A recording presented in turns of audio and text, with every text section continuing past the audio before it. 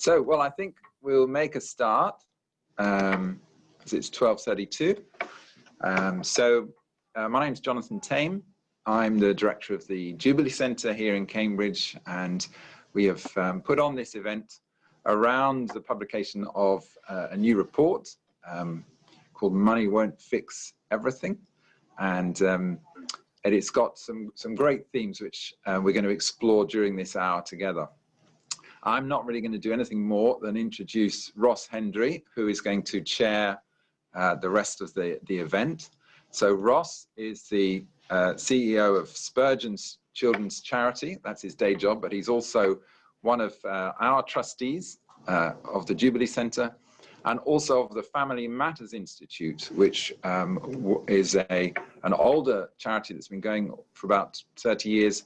And the management of that was handed over to Jubilee Centre last year. And this report that we've produced is the first one which has the support of the Family Matters Institute as well. And Ross is chairing the Family Matters Institute board as well as being on the Jubilee Centre board. So without any further ado, I'll hand over to you, Ross, and it's wonderful to have you with us leading this time together. Thanks, Jonathan.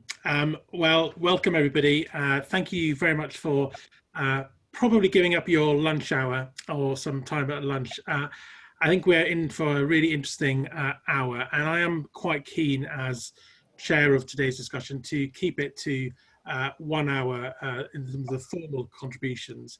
And there is a function afterwards. We can't be together in person, but we can be together virtually. So we've arranged for some follow-on sort of half-hour slots where you can join a less formal conversation with each of the panelists afterwards. So you can click on the person you most want to sort of catch up with after the formal bit is closed.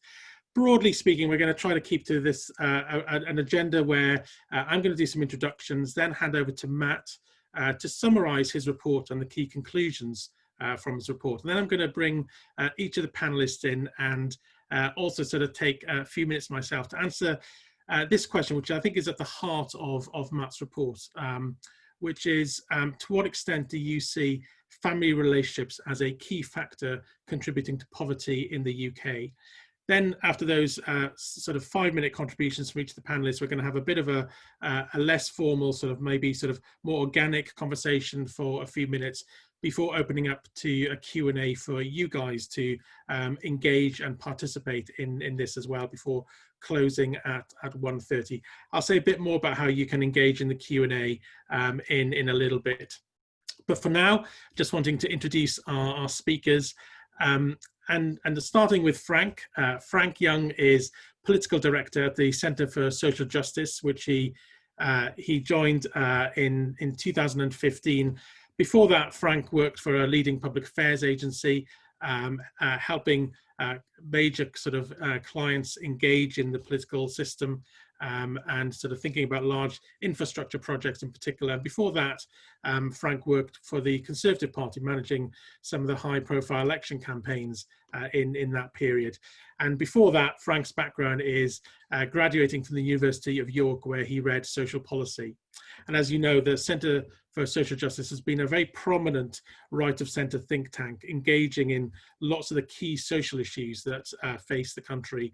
And that was established by Ian Duncan Smith back in 2004. Heather Buckingham is head of church engagement for the Trussell Trust, and that charity will be well known to most of you. It runs and organises 1,200 food banks across the UK. In the year to April 2020, it was responsible for distributing 1.9 million food supplies to families often in sort of severe poverty and in great destitution. Heather's background is in research before her role as head of church engagement. She worked at the University of Birmingham, was a freelance research consultant, and also was director of research and policy at the Church Urban Fund. Sian Wrangles works for Transforming Lives for Good, often abbreviated to TLG, And Sian is really passionate about addressing poverty, having studied international development. She says over 20 years ago. I'm sure that's not true, Sian. You're looking far too youthful for that. Sian went on from that background to being involved in CAP, Christians Against Poverty, and part of the leadership team at CAP, and seeing that charity grow hugely over many years. She worked for CAP for 17 years before moving to Transforming Lives for Good, and is helping that charity sort of grow in its vision and in its delivery and help for families across the country. And then finally, Matt, who is the author of the report that's the focus of today's webinar. Matt is finishing off a PhD at the minute, and is currently based in the Jubilee Centre as part of finishing his studies. His thesis is about the socioeconomic significance of the Gospel of John, and shows how a cross-centered theology compels us to a radical concern for poverty. I think that probably is not just cross-cutting and disciplinary, but cross as in the crucifixion and the cross being at the heart of Christianity. Matt's got a really varied background. If you've already read his report, which I hope you have, you'll understand that Matt's experience has taken him into Africa, teaching the Bible in various contexts in Malawi, from Northern Ireland, and more recently in Durham. So we've got an amazingly gifted and experienced panel today. My background before Spurgeons was really in the public policy, research, campaigning, public affairs sort of world and sectors. So we've got a huge breadth of experience and expertise on our panel today. And I really want to sort of bring Matt in now. Matt, your paper, your booklet for the Jubilee Centre really just is a huge issue. In terms of how we tackle poverty, how we address poverty, how we think about poverty, and more importantly, poverty alleviation in the context of the UK.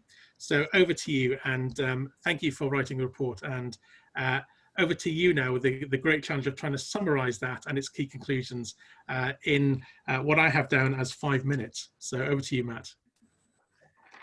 Yeah, thanks, Ross. Yeah, and thanks to everyone who's turned up for this. And yeah, it's a privilege to be able to do this kind of thing, engaging with people that I might not be able to do without the kind of Zoom format. So I'm grateful for that, and I'm grateful to Jubilee Centre as well for giving me the chance to write this report. It's less of a report in some ways and more narrative in other ways. And that's one of the important things, I guess, for me, is that a lot of the experience I've had has really compelled me to engage with this issue. And so it's actually the stories as much as anything else, which I try to analyze and come to terms with. As you said, I've had experience in different places. And I guess what starts it off, and this is what part one is about, is just the fact that when we have a gut reaction to poverty, there's something important about that reaction. There's something ugly and wrong about it. And it's not just something to cast aside or to rationalize. There's something important about that reaction to what we see and encounter or experience in some people's cases.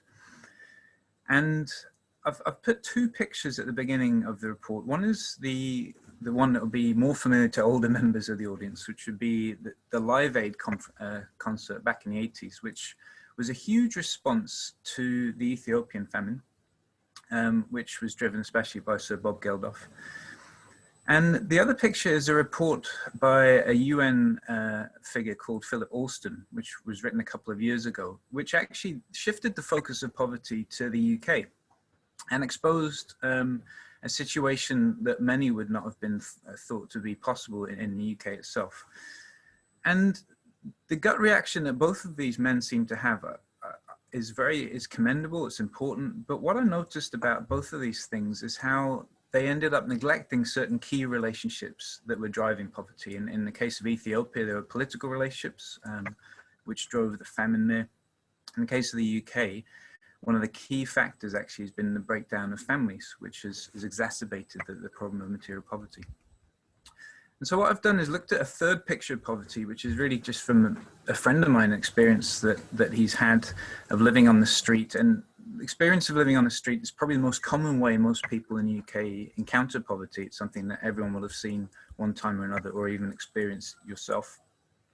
And this guy who I've called Jay, it's not his real name, when you look at his life, it's actually the network of relationships that he's had that has made him end up in that situation, which thankfully he's not in anymore. And these relationships, which everyone has to the state, as a citizen, as a consumer of products, and as a family member. And for him, things certainly changed when he became a Christian, but the church didn't replace all of those relationships. Rather, what they began to do was put them into right order. So from these three sort of pictures of poverty in Ethiopia, in the UK more broadly, and in Jay's story, there are three principles that I've drawn out. One is that poverty is understood through relationship. In other words, it's actually by knowing people and experiencing it ourselves that we get a deep grasp of what's going on.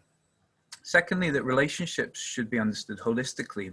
They're not just for emotional well-being, but they're also for economic and material well-being. And thirdly, that family relationships have a particular economic impact because of the fact that relationships are holistic and they're at the heart of what goes on in the rest of society. So that's the problem, so to speak. And so part two really sets about trying to address it, because it's all very well to see a problem. It's quite another thing to talk about how we address it.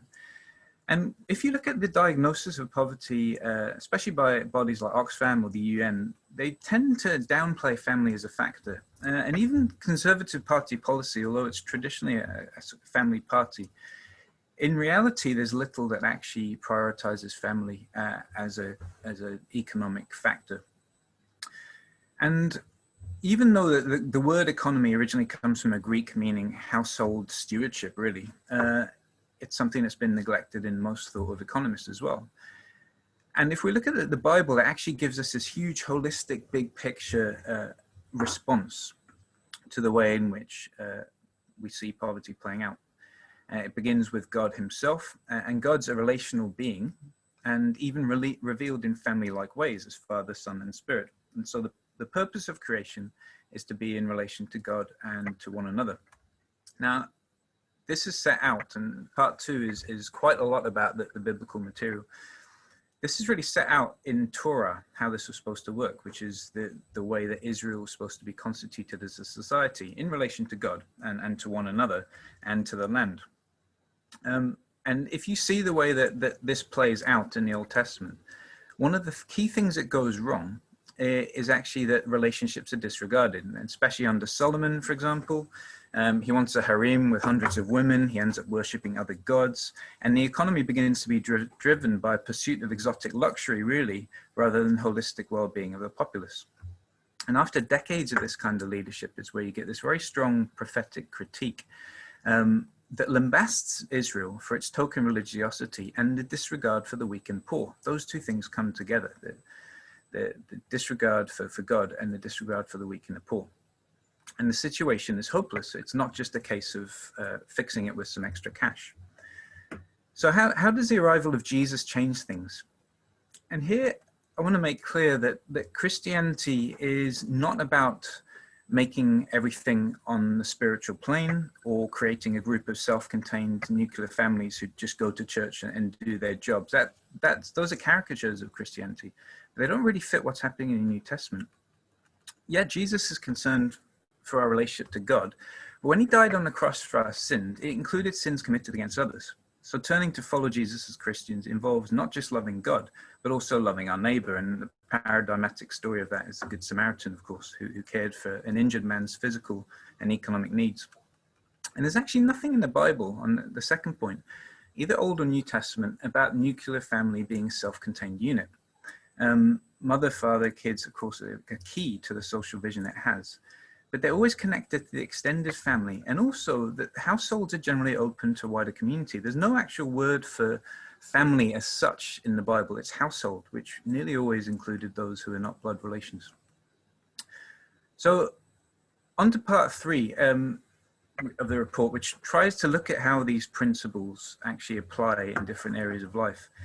And what the biblical vision does is it helps us see the three principles in a new light. So you now get poverty that's understood through relationship, but also that happened in the specific context of Israel and the church, and that facilitated that. Second point, the relationships should be understood holistically, includes not just the spiritual dimension of relationship to God, but also relationship to one another as holistic beings and not simply as spiritual beings. And thirdly, that the family relationships have an economic impact is really written all throughout the biblical material and the stories, and where that goes wrong, the effects of it come out also at a national level. So in terms of more concrete application,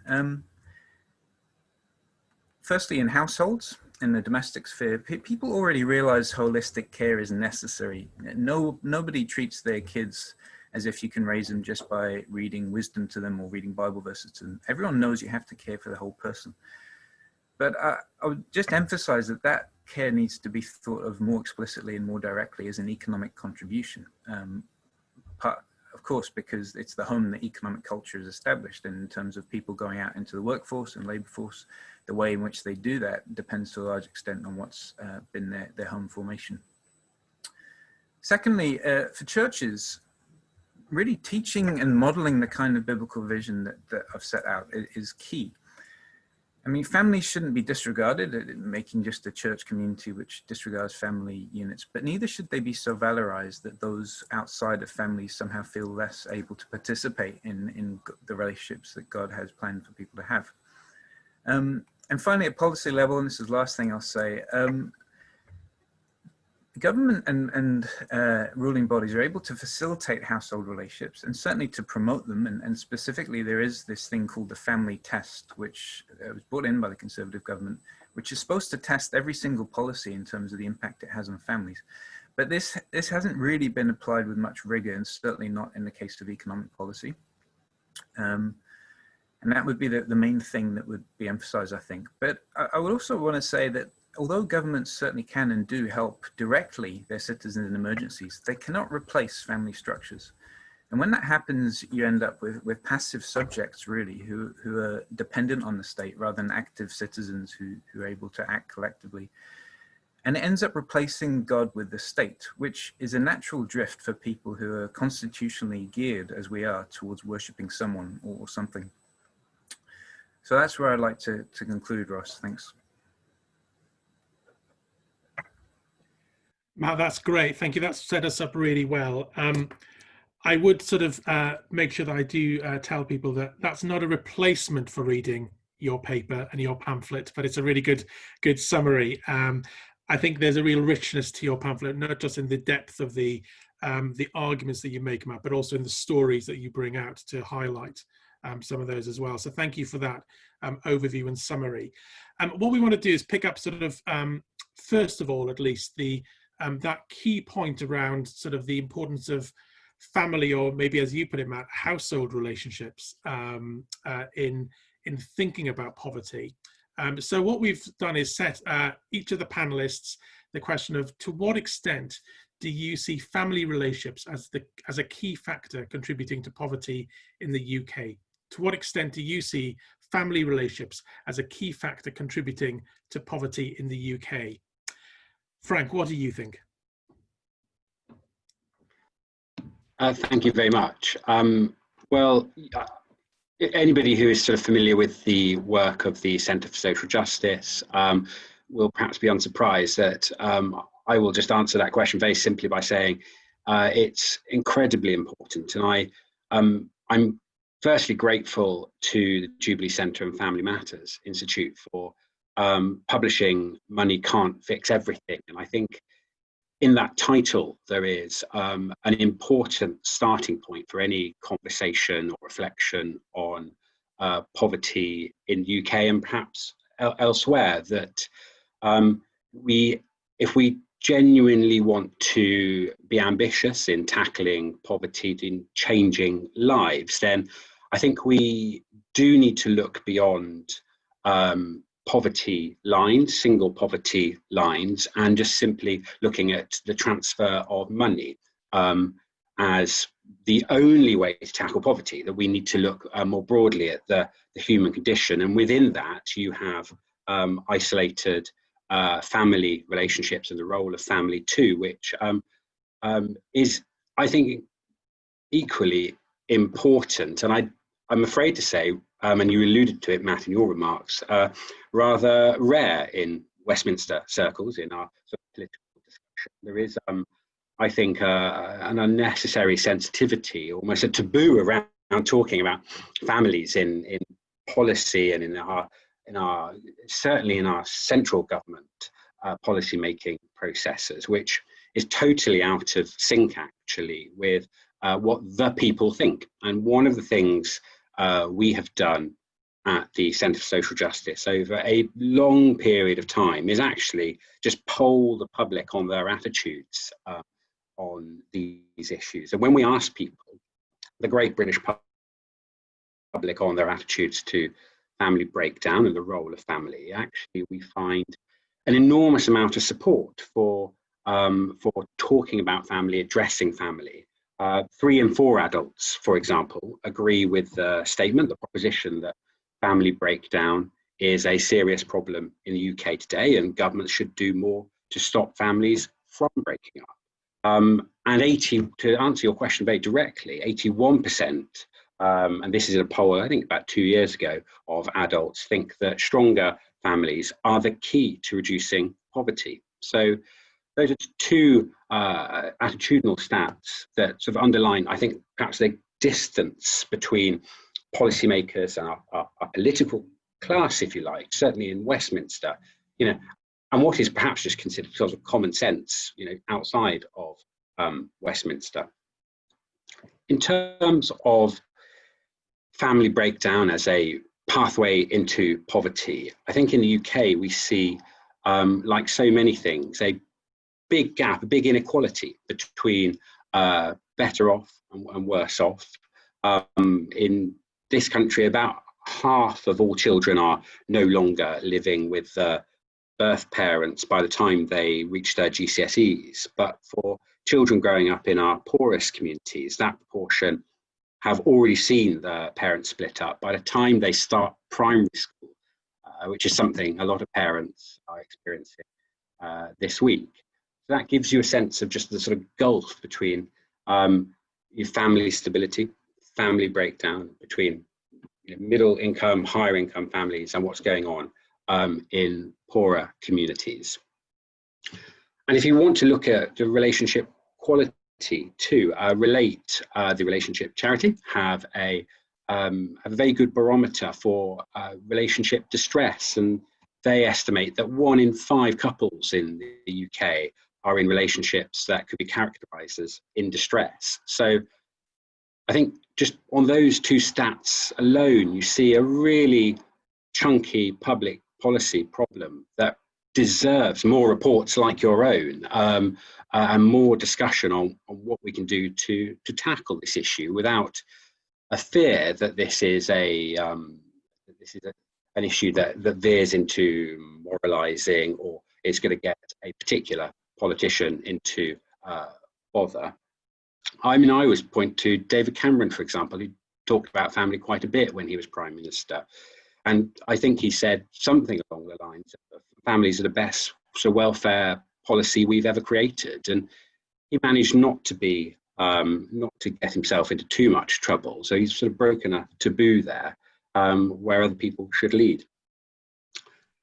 Just in directly answer your question around family breakdown as a pathway into poverty, Philippa Stroud, who used to be at the CSJ, is now leading the Social Metrics Commission, has done a lot of work in this area, and recently found that on average a couple families have about a 1 in 4 chance of living in poverty, below poverty line, compared to lone parents, where this figure is more than half.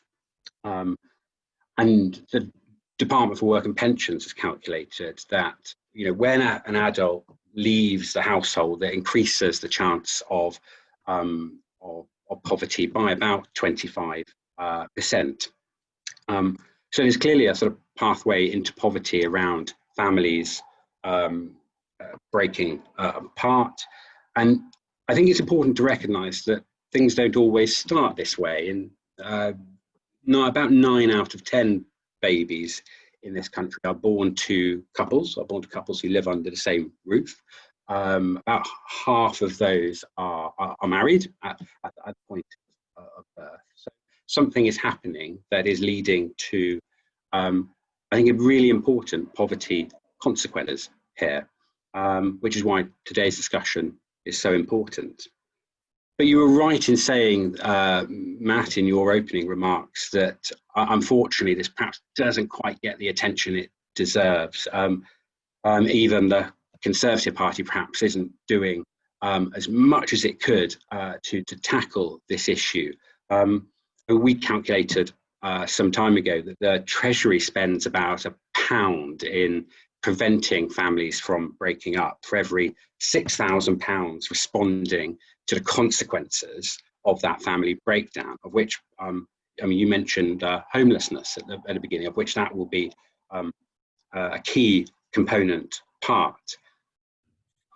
I mean, I'm going to have to ask you to wind up because I'm going to want to give equal attention to others. So I'm going to wind up. Well, I will wind up now by just saying one simple thing and using the word love. Actually, people might ask directly the question, well, why does this matter? Well, I think we have an audience here who will be familiar with the Bible and the teachings of Christianity. And I think humans are social creatures and they crave love, just like our cars need petrol.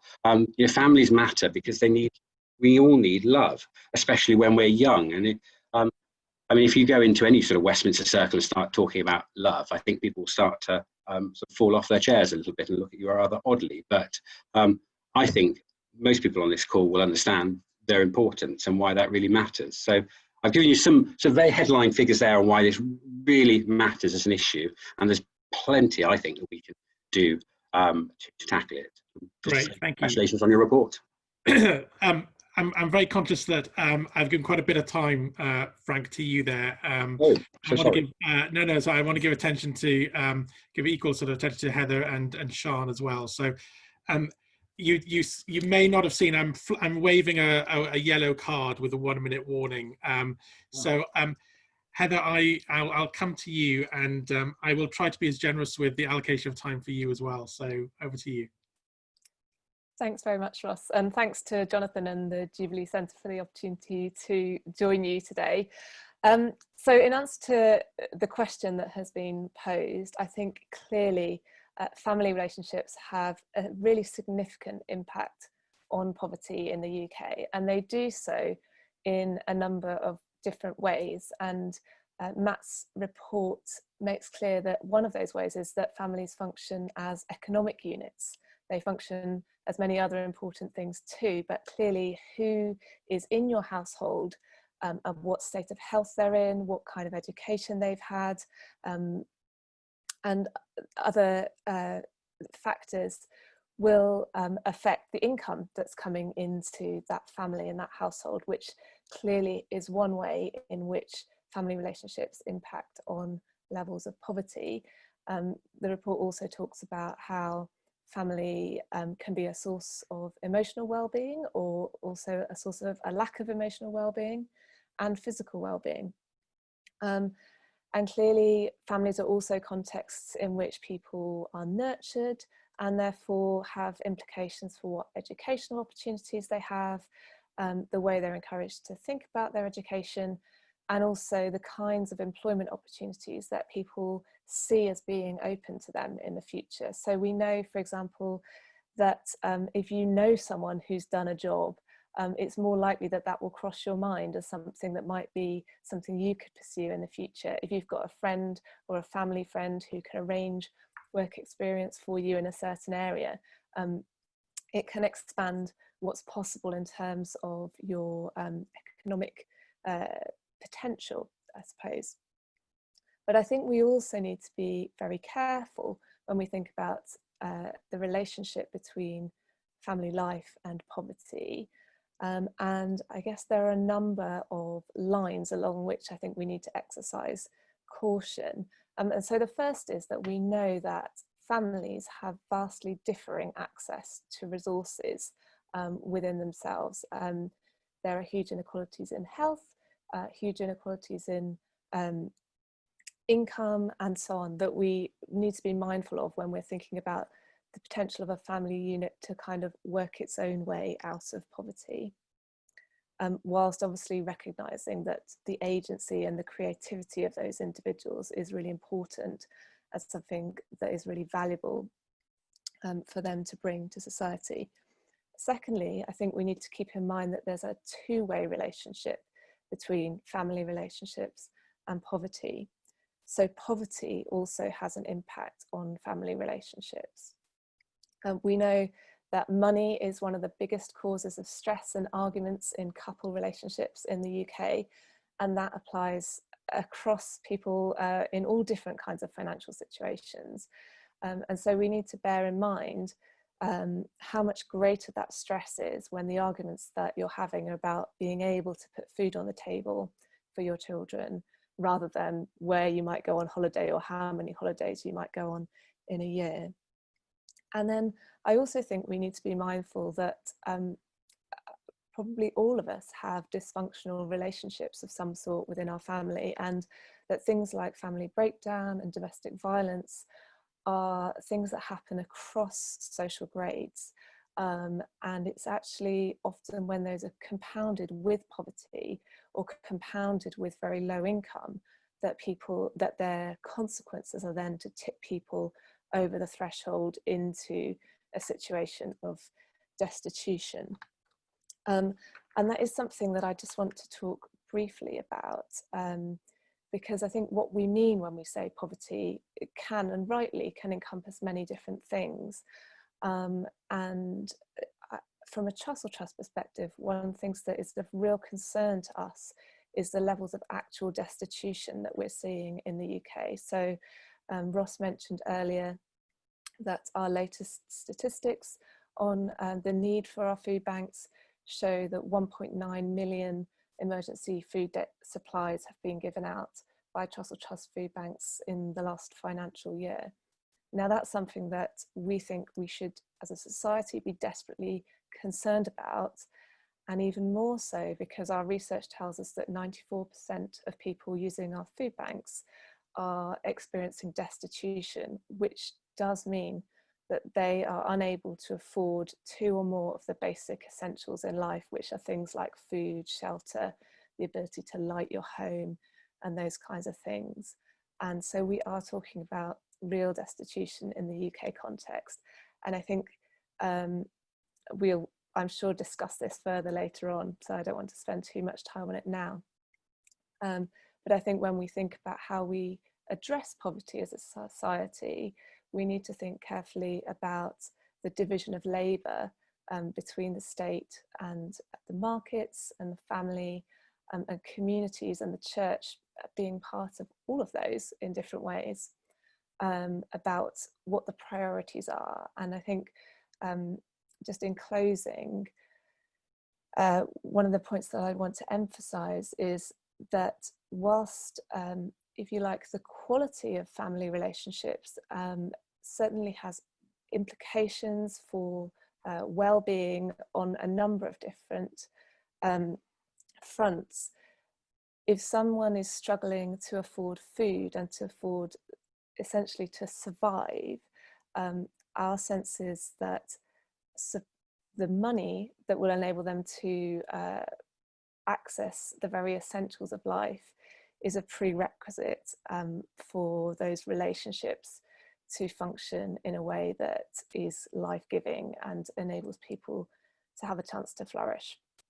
So that's just a few thoughts for now. Heather, thank you so much. And I'm going to move swiftly on to Sian.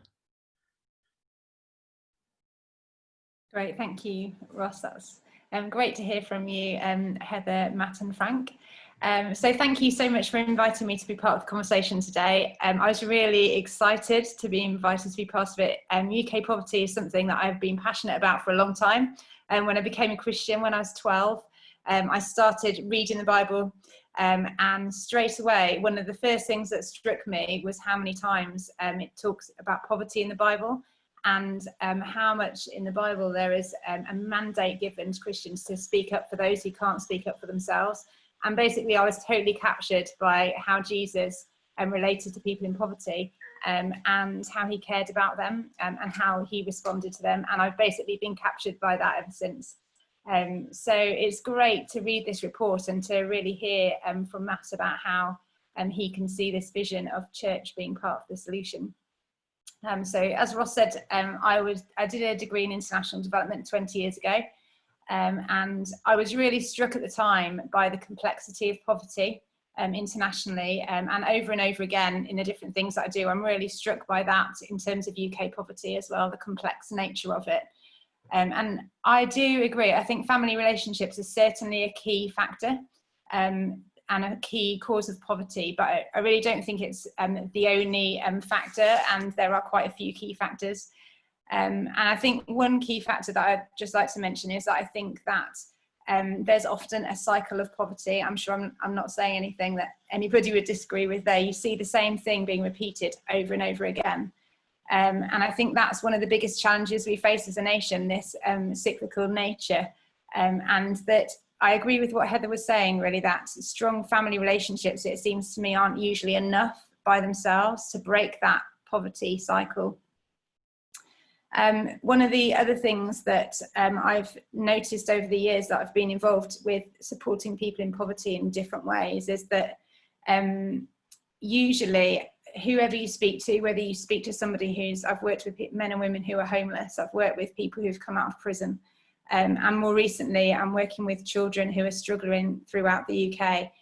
And the factor that I notice over and over again is the adverse childhood experiences that children are facing. ACEs, again, I'm sure lots of you will have heard about that. So ACEs and trauma that people experience quite often and usually in that family situation.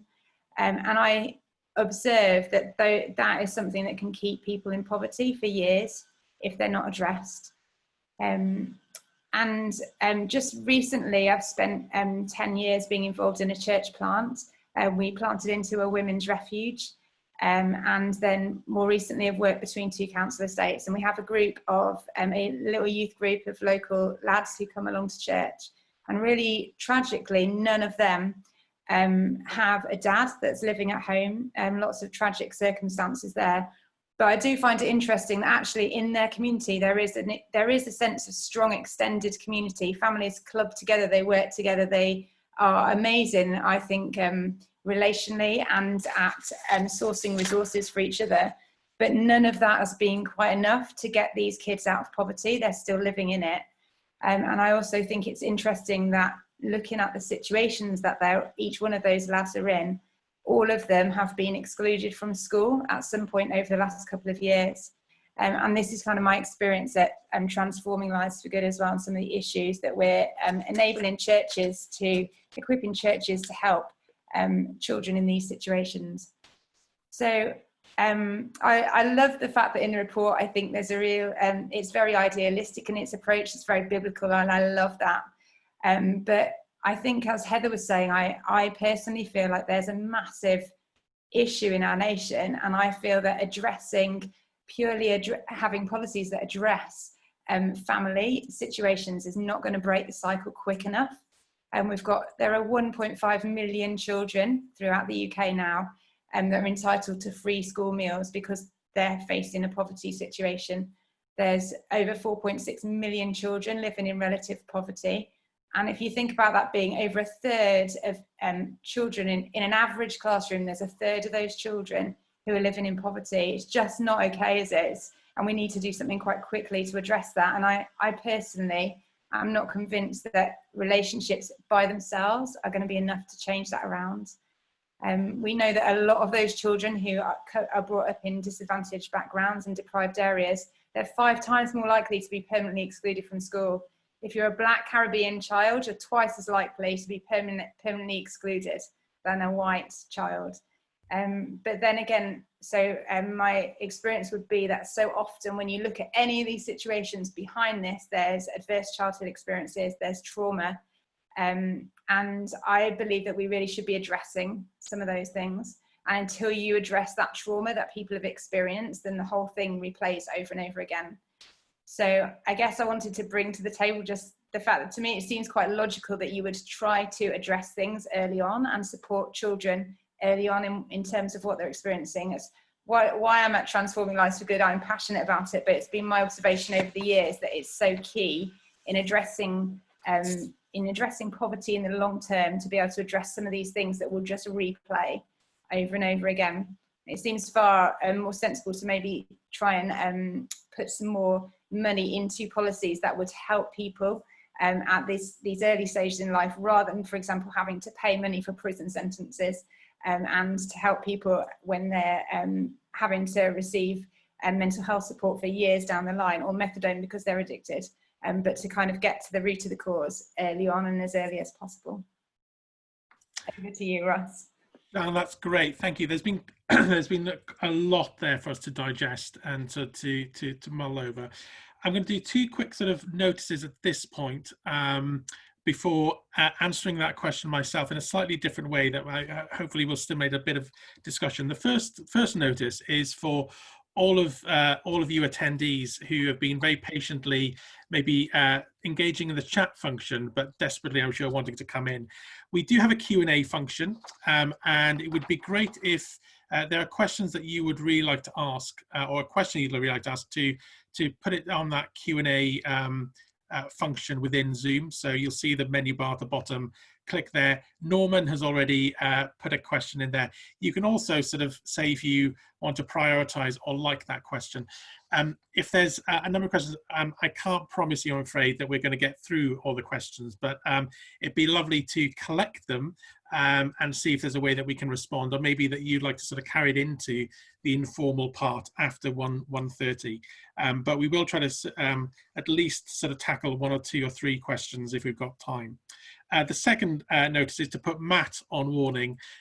Matt, there's been a gauntlet laid down to you, I think, in some of the contributions around relationships being important, but they're not the answer. They may be part of the answer. So I just want you to maybe take up that point and maybe come back with a response to that. And while giving you a little bit of time to think about that and how you respond to that sort of common contribution, I just want to make sort of 5 points very quickly. I'm going to try to make them in no more than 30 seconds each. And they're just observations, I think, on both contributions so far as well as Matt's paper. One is, and these are sort of maybe tackling commonly held misconceptions or held assumptions. One is, I think these will be known, and I'm sure most of you will agree with these 5 key statements, but I think we need to remember there's a difference between correlation and causation. And I think what we've heard so far is there's a really strong correlation between family relationships and poverty, but whether it's a causation is a matter of discussion. Heather in particular sort of said about the two-way flow of how poverty impacts family relationships as well as family relationships impact poverty. And that's absolutely something that we've seen clearly in our work in Spurgeons with families struggling to cope. That there's a very strong correlation, and we can maybe sort of begin to make some assumptions around causation in some cases, but that's not always a direct read across. Secondly, we need to differentiate between resources and capability on the one hand, functional capability, and on the other hand, emotional capacity and capability on the other hand. Frank, maybe in a shock surprise moment of the webinar, of a former political lobbyist talks about love, shock headline. One of the things I'm absolutely convinced that we need to sort of challenge some public perceptions is that bad parenting is not the same as not wanting to love your children well. Or a desire to be ambitious and to succeed economically as well as socially. But sometimes actually families and individuals just don't have the capability, and they need to be taught that capability or supported in gaining those capabilities. So often I think we make an assumption that, well, a chaotic family, the parents don't love their children very well. Rarely have I seen a family where parents don't absolutely want the best for their children and love their children immensely, but they don't always have the skills to be able to sort of carry that out practically. Thirdly, there's a desperate need, I think, in lots of circles these days to have simplistic answers to complex problems. And I intentionally use the word here, not simple, but simplistic solutions to complex. So I strive daily in my work to try to find simple solutions, but they're not always, I try to avoid simplistic solutions to these problems. And again, the desire to say, well, there's a silver bullet that will sort out this problem. We've been debating this for centuries, the issue of poverty. If it was a simple problem to solve, we would have solved it by now as a society. But that doesn't mean to say that there may not be strong, simple, key policies and initiatives and steps we can take. Fourthly, we can get caught up in definitions. I think as a church, in church circles in particular, we love to get wrapped up in definitions because that's a very nice way of avoiding taking action and doing difficult work. What I mean by that is that we can get caught up in this debate around what's the definition of family. Norman, in his Q&A sort of chat room bit, has already flagged this issue. I think we can spend an eternity talking about the definition of family when actually we just need to get on and help households and families. Equally about poverty, the problems of what's the relative poverty line and where do we draw that line, absolute poverty versus relative poverty. Again, I'm tempted to say, as Sian and Heather have pointed out, when you see poverty, you know it. When you see destitution at the far end of poverty, you know it and you recognize it. And we shouldn't be sidetracked. Sometimes definitions are really important to have, but also sometimes they're a distraction. And then lastly, our society, and this is very much a personal opinion, I think our society at the minute is built on the concept of we are living in a competition, and therefore success is defined by economic success and well-being, and it is a competitive environment where there's a zero-sum game, where there are winners and there are losers, and we're trying to equalize a bit of that, but it's sort of within that sort of that worldview and framework.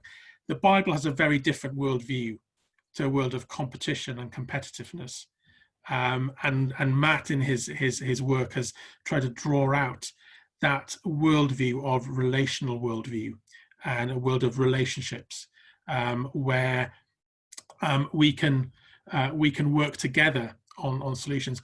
Why that's important is not necessarily just down onto the individual level, but I think in terms of organizations, institutions and sectors working together, sometimes the way that we view the world and the way the world operates actively works against cooperation and partnership and relationship. So just to give you an example, even within the voluntary sector, we deliver lots of public services on behalf of public sector institutions. We do that through an incredibly competitive tendering system that is hugely resource intensive, does not encourage and actively dissuades us from partnership work because it's competing against other charities to win bids, let alone if we want to work with other institutions outside that. So often we are competing against one another than working with one another. And is that a symptom of our worldview? So just some thoughts there to sort of questions more than answers from me. That has given more than enough time for Matt to come back to us with a response to Matt. Relationships may be a part of the story, but they're not the silver bullet. What do you say to that? Yeah, thanks, Russ. I had a couple of different things as well to respond to. Should I do that after or before? Yeah, no, come Very back brief. on that as well. Yeah, okay, so two subsidiary points just to respond to, and then, yeah, that is the key thing that came out of both what Heather and Sian said. Yeah, just to flag up an issue we haven't talked about, but I think is crucial and underlies all this, which is the question of land and the environment. Because all of what we say, really, including the way households function, depends on the land. Of course, it's often not our own land as households in contexts where we don't own much land ourselves. But it's worth flagging that the issue of land and the environment is crucial to this too. I'm involved in a community farm called Jubilee Farm in Northern Ireland, which recognises this. No relation to Jubilee Centre, by the way. The second thing is that Frank mentioned the idea that love isn't the kind of word you bandy around Westminster. And I think that's true in this context, but it's really significant to me how much love was really the key issue, in, say, for example, in debates around gay marriage, and also debates, I mean, the tagline "Love is Love" has been a hugely important and influential one in public debate just recently. And of course, that takes things in a very different direction to the biblical vision, but it's still a huge issue that people recognize is at the heart of their identities and their needs, is to be able to be loved and express love. And I think that's it's worth taking into account. So yeah, this question, thirdly, yeah, as you say, I completely take the point that if you take relationships in a holistic kind of way, which I'd want to do, and you look at systems from a relational perspective, you run the risk of downplaying the very concrete material suffering which people go through. And this is something I think that anyone who's worked with people in poverty have to deal with in a very concrete way. My own experience will be working, especially in relation to Malawi, where you have these decisions you have to make all the time. You know, someone's struggling financially, you know that there's hardly any food at home. You know that ultimately the reason why there's no food at home has got to do with the fact they're not being paid by their school and their government, that the person you know is not being empowered enough to address that with their family and local community, and to put pressure on local government to get paid. But at the same time as all those relational issues, the fact is they're hungry. So what do? Do you help out? Do you send money? Do you inject cash into that situation? Or do you sort of encourage the wider relational approach?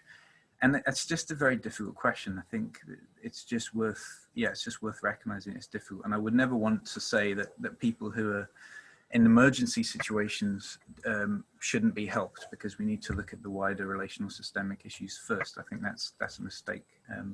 There is such a thing as emergencies, and there is a need to address those directly. But I think I'd also want to address that by maybe broadening what I mean by family relationships to a slightly wider plane. Because of course, the relationship of government to citizens are also a key relationship as well. And what's been really interesting to me, through the COVID period, there have been a couple of articles written about the success of certain nations in dealing with the crisis.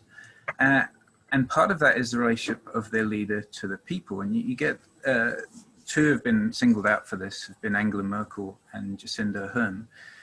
And the word maternal has come up a couple of times.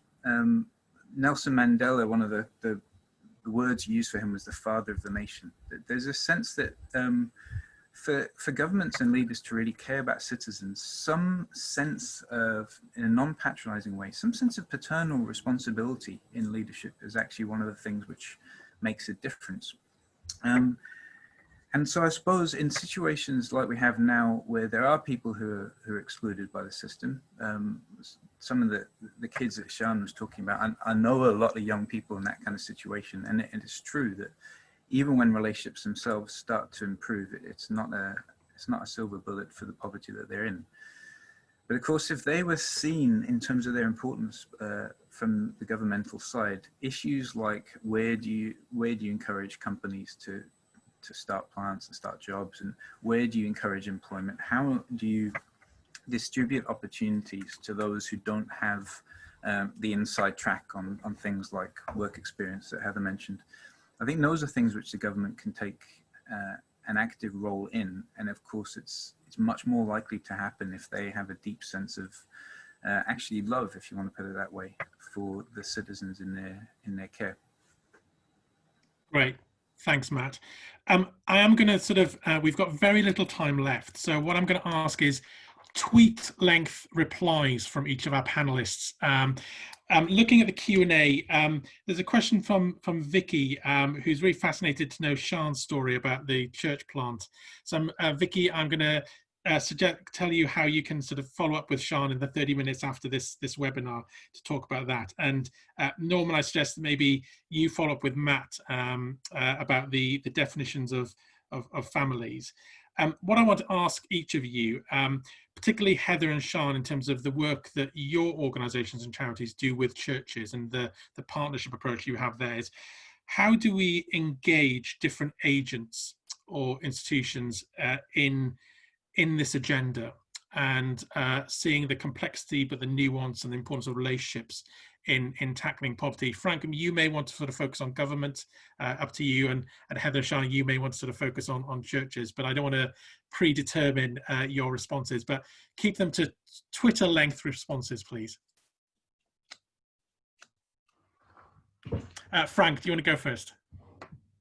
Twitter length response. Well, I'm increasingly coming to the view that the issue of family is not well suited to Westminster politics, and actually much of the answers that we're sort of looking for, grappling for, can be found within local government. I particularly think of Rochdale Borough Council in Greater Manchester, who have a family revolution going on at the moment within their services. And I attended a conference there last year, which was probably the best meeting apart from this one, of course, I've ever attended, where everybody was enthusiastic about the role of family, and there was no hesitance around it or difficulty in the issue. So I would just simply say that perhaps some of the answers that we're looking for can be found within local government as opposed to Westminster.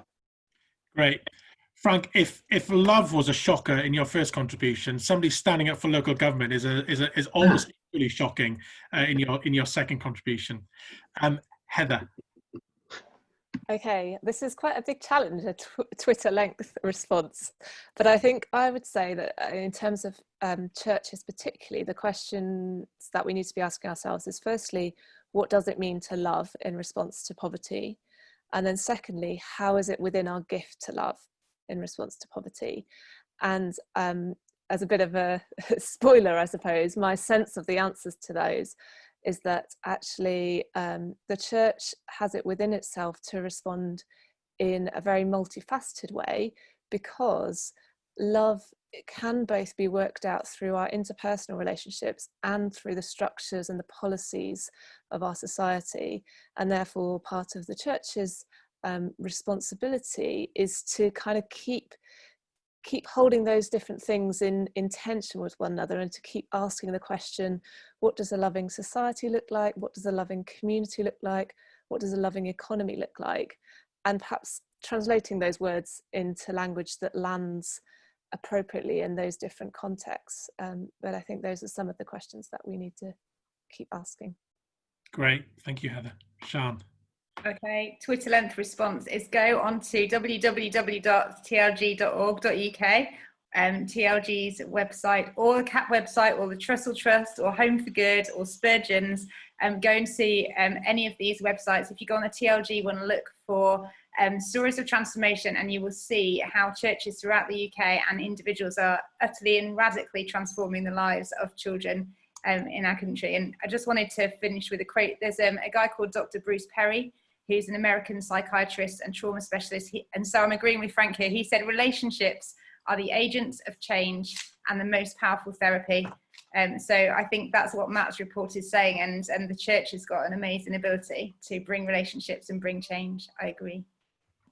Sian, thank you. And you've in a brilliant way partly answered Peter's question around the importance of storytelling in sort of breaking down barriers. And I do think in today's society, I mean, the Bible has taught us the importance of storytelling for millennia, but and God knows sort of how to communicate with people in that way. But I think we are seeing in today's society the real importance of storytelling in sort of connecting and that sort of empathy, breaking down barriers.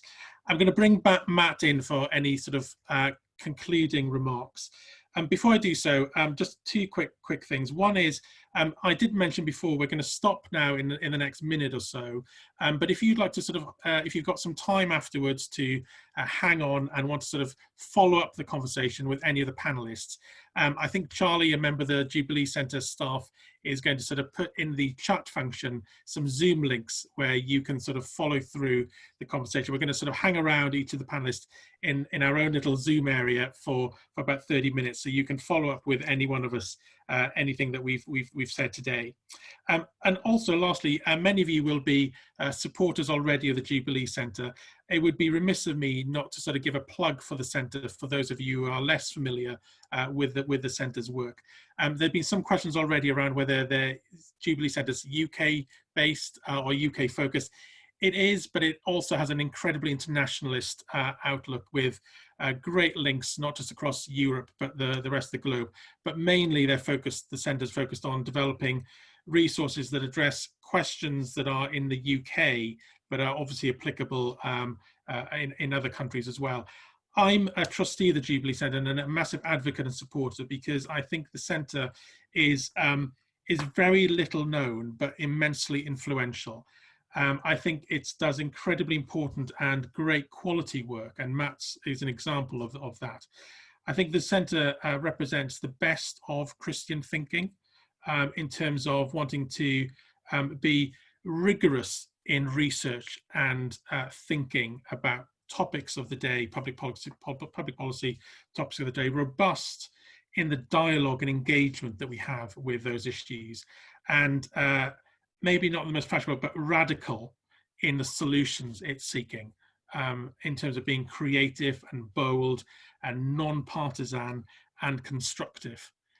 So if you don't know and not familiar with the Jubilee Centre's work, please do engage and have a look at their website.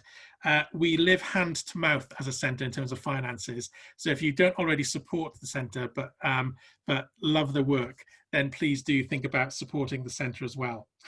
So do look for those links to Zoom in terms of follow-up afterwards. But Matt, over to you for any concluding remarks. Yeah, just very briefly to say thanks, Ross, to you and Jubilee Centre, and to Frank and Heather and Sian. It's a privilege to be able to have this kind of conversation. I'm also really grateful to the people that I've known over the years, because I myself hadn't experienced poverty, but it's through being allowed into people's lives that I've begun to get more of a grasp on it, and I've got plenty more to learn. But I'm really grateful to the people that have allowed me to be part of their lives, to see things firsthand. And I suppose this just end by saying this kind of conversation very, very quickly gets depressing if there's no hope. And I think that the reality of Jesus having risen from the dead means that we can look at it hopefully, rather than in the very depressing way that it would look otherwise. So thanks, Ross. Matt, I'm sure that's a big amen from many of us to that last statement. So thank you for rounding that off in a hopeful note, which is absolutely the right way to do this. And the collective expertise and experience of the panel, I've really appreciated. And I rarely speak so little, you'll be amazed to know, but I've been delighted to sit here listening to others and their collective wisdom today. So thank you to each one of our panelists, Matt, particularly for all the research, the work that you put in, and also sharing of yourself through that. It's not been a cold academic study, but a deeply personal one. So thank you for that. Thank you to Frank and Heather and Sian for your contributions, for Jonathan in his leadership for the Jubilee Centre, for Charlie helping administer and making sure that all the technical issues and hitches did not occur, and everything ran incredibly smoothly. So thank you to all the staff of the Jubilee Centre for hosting today, Matt for your work, and for my co-panelists for all of your contributions as well.